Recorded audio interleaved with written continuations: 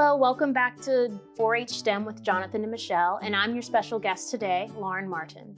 Growing up as a kid, I used to love playing with Play-Doh. It was a great way to express my imagination, and today we're going to learn about the science behind how to make Play-Doh. For this activity, we're going to need flour, salt, cream of tartar, vegetable oil, food coloring, and we'll be using 4-H green.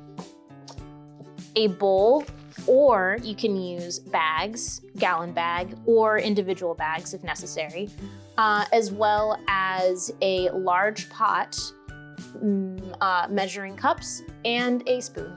For this activity, we're going to need to have measured out 2 cups of flour,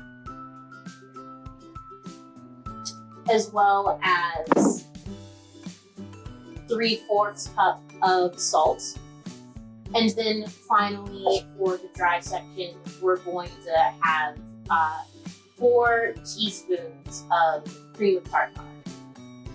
And these all together create a mixture, which is 2 or more substances that are physically combined and create no reaction.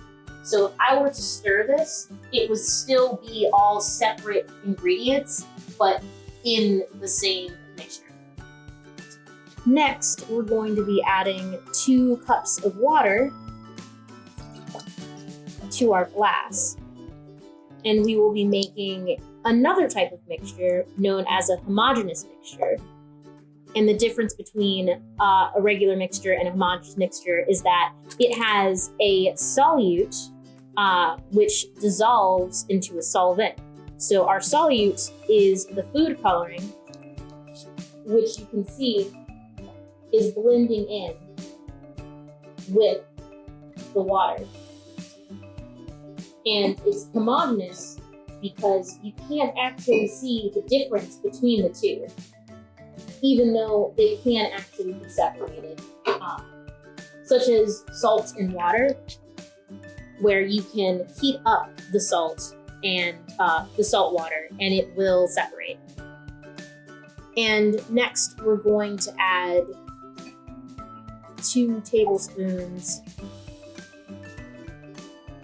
of oil.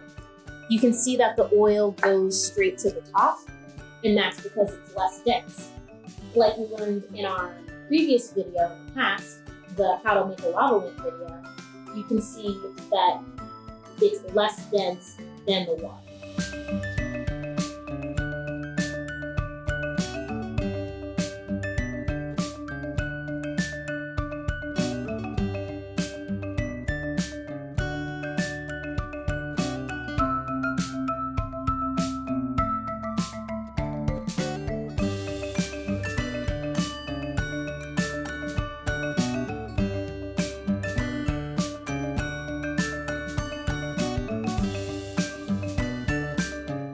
The water is reacting with the flour, which is causing the proteins within the flour to stretch. The salt actually helps keep these proteins to still stick together. So it will stretch, but it will still stay together.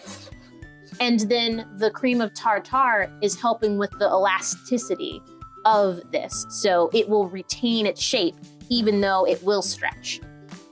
And the oil also helps give the ingredients the ability to still retain moisture. So it's not going to be crumbly. It still sticks together.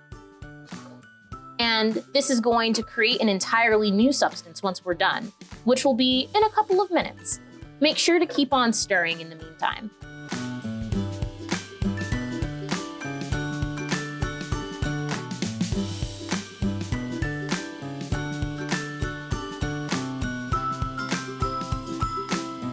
Even though the majority of the mixture is still liquidy, you can see that Play-Doh is beginning to form.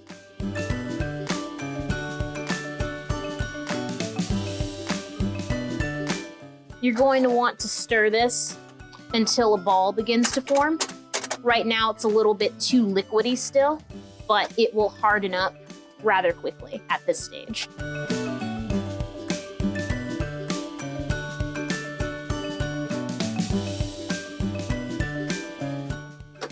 Now that our Play-Doh is all balled up, we're going to put it into our bowl so that it can rest for a few minutes.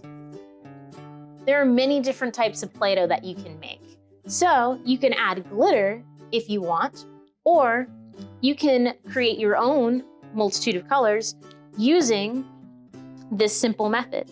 All you have to do is bake your Play-Doh completely normally, but instead of putting in the dye at the beginning, we're going to add a few drops of dye at the end by poking a hole and adding 4 or 5 drops to each of these.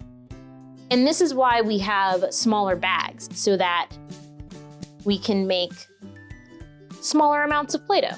You can simply close the Play-Doh and put it in these bags so that you don't stain your countertops. And then you're just going to knead it until it turns the color you want it to.